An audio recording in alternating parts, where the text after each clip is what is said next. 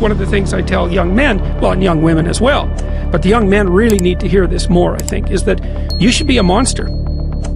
You know, because everyone says, well, you should be harmless, virtuous. You shouldn't do anyone any harm. You should sheath your competitive instinct. You shouldn't try to win. You know, you don't want to be too aggressive. You don't want to be too assertive. You want to take a back seat and all of that. It's like, no. Wrong. You should be a monster, an absolute monster, and then you should learn how to control it. Being aggressive.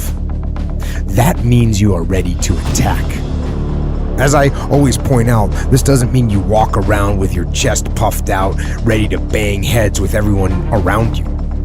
It doesn't mean you confront people physically or mentally head on without a tactically superior plan. No. What it does mean is that you are going to get after it. You are going to move fast. You are going to think fast. You are going to outthink and outmaneuver the enemy. If I think the enemy is going to attack me, I'm going to attack them first.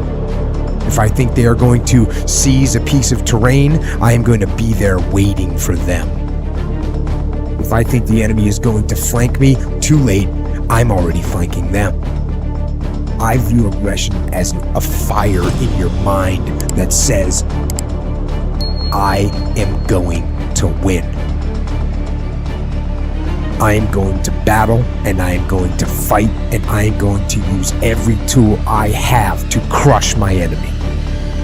And that is what aggression is to me. The unstoppable fighting spirit, the drive, the burning desire to achieve mission success using every possible tool, asset, and strategy and tactic to bring about victory. It is the will to win. And if that kind of internal, relentless aggression is your default mode, you will win.